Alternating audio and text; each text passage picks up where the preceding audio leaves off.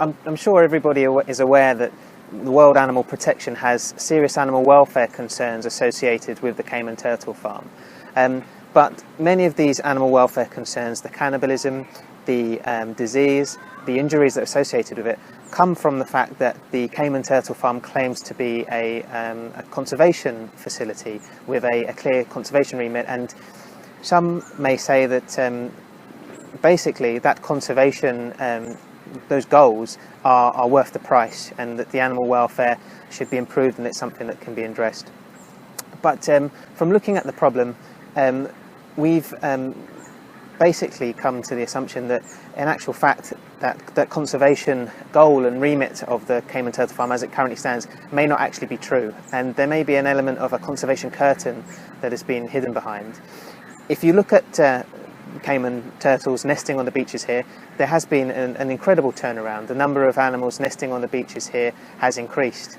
But first of all, it's difficult to assess whether or not that's the direct action of the farm, or whether it's because of the stellar work of conservationists, both the Department of the Environment and their staff here in Cayman, and wider in the Caribbean. I think it's important to note that it's very important to try and address the root causes of sea turtle declines, which are many. It's not just direct take for consumption, poaching.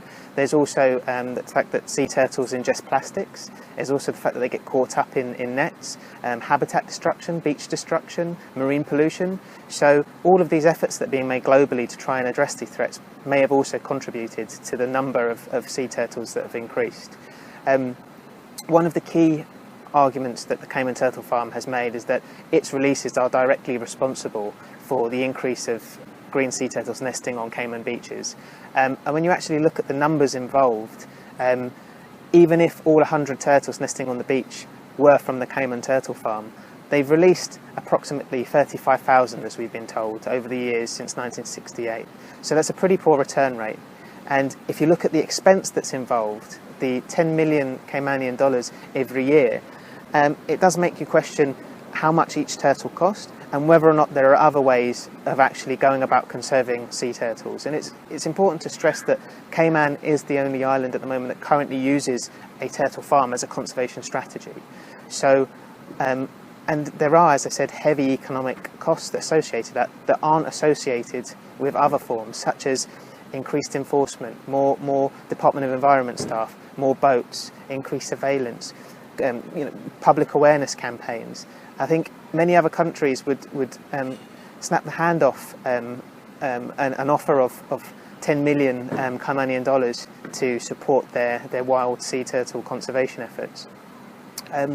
So I think it's been a very important step forward, given our discussions with key stakeholders here in the island, that basically the releases by the farm have been put on hold until the end of a study that will be looking into how many turtles nesting on Caymanian beaches are actually from the farm.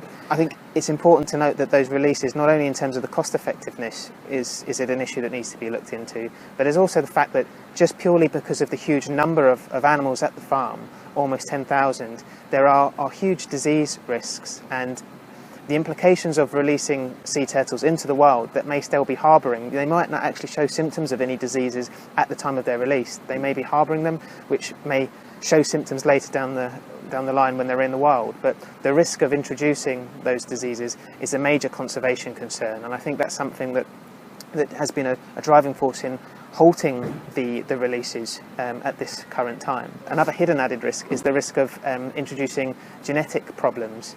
Genetic pollution is the technical term via these releases, because there is although there are 10,000 animals, that's a limited genetic stock there, and nobody really knows the impact that that's having on wild sea turtle populations. So in summary, I think with the release aspect, looking into the fact that over 35,000 sea turtles have been released by the Cayman Turtle Farm, and that at most only 100 have come back to nest, I think it's important to realise that there are other more cost-effective ways of conserving wild sea turtle populations that could be applied here in Cayman.